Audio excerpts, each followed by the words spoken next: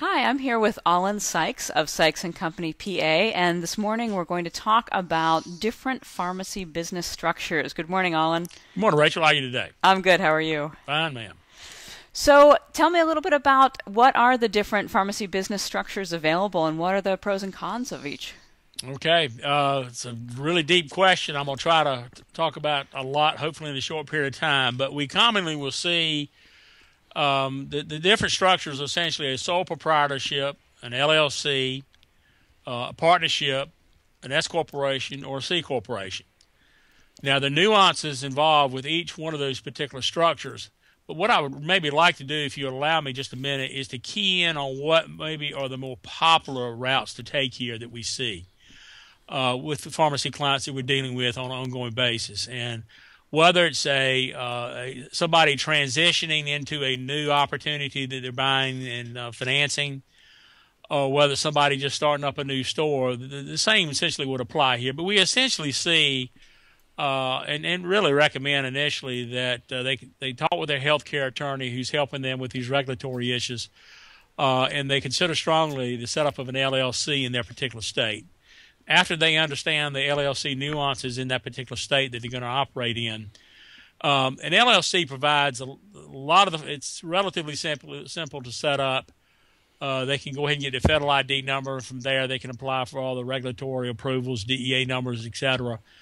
And from there, the great thing about it is they can then decide whether they want to be taxed as a sole proprietorship if they are a standalone individual, whether they want to be taxed as a general partnership if they have more than one party involved, whether they want to be taxed as an S corporation, or they can actually make a C corporation election with underneath that LLC framework. So as you can see, the LLC overall structure provides a really good overall first place start when someone's going through a transition and going through trying to take care of an opportunity pretty quickly, and do it in a way that gives them a large amount of flexibility. There are obviously pros and cons with each one of these particular structures that if you went straight to an S Corp or straight to a C Corp, you'd have to do other things. But I think generally speaking, for our audience here that might be looking at these videos, keeping in the back of their mind for discussions with their healthcare attorneys, because this is something they really should be talking to a healthcare specialist on, not just a general attorney. And they also need to be very carefully talking with somebody who deals with specialized accounting and tax issues with pharmacies to help them decide which of these structures underneath that LLC that they might decide to go with going down the road. But that doesn't answer certainly all of the question that you had right there, because you had kind of an all-inclusive question. But that's kind of a general framework we like to look at, Rachel, on the front end of a pharmacy transaction. That makes a lot of sense. So I have another question, which is what's the worst mess that you've ever seen? Can you think of, you come into a lot of pharmacies when they're already set up to kind of get their books in order.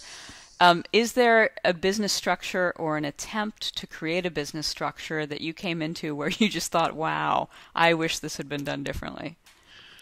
Well, I've seen a lot of horrendous situations in time. And actually recently we've run into a situation with an out-of-state pharmacist that it was operating at a single-member LLC so he had to file a Schedule C on his 1040. And essentially a Schedule C on your 1040 is like, to the IRS, come and audit me. And for that reason, we typically do not like to file, even under the LLC arrangement, a Schedule C sole proprietorship arrangement, because I don't want the IRS involved with me any more than I absolutely have to.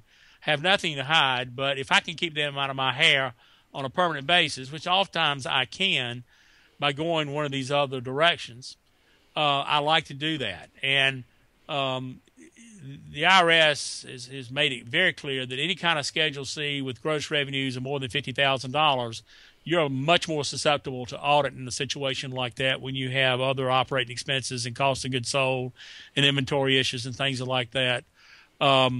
Even operating underneath the framework of an LLC, I really, frankly, despise that way of doing it. It just, it doesn't require balance sheet accounting, which is to say, it doesn't require really a complete set of books being kept. It's not a good way to do things. And I've seen probably most of the nightmares in and around that kind of framework. And are there any other frameworks that people should also avoid? Or is that the biggie? Well, if they're going to be involved with real estate, maybe a maybe watch type situation would be, we typically like to, if they're going to be buying real estate in a transaction, we like to separate out the real estate from the operation of the pharmacy. We like to keep that separate and distinct from the pharmacy operations. Another watch situation is if they've already got a current entity in place, regardless of the type of entity that it is. Let's say it's an S Corp or a C Corp or even an LLC. We like to set up a separate entity for each new pharmacy that a new pharmacist may be forming. And you might say, why do we need to set up a new entity for each pharmacy I may be forming? I may have 2, 3, or 4 of them in the next 5 or 10 years. The reason being is you'll have a separate PIC, pharmacist in charge, at each pharmacy. You most likely are going to want to involve that pharmacist in charge in some kind of equity ownership over time. And if you've got one entity and you've got 3 or 4 pharmacies inside that entity, and you want to spin off one of those entities or make somebody a part owner in just one of those and not the other 2 or 3, it becomes a real problematic situation dealing with that down the road. So on the front end, you really kind of have to think ahead of the game on that and make sure you got your structure squared away in advance to avoid those problematic issues should you want to spin something off with separate ownership.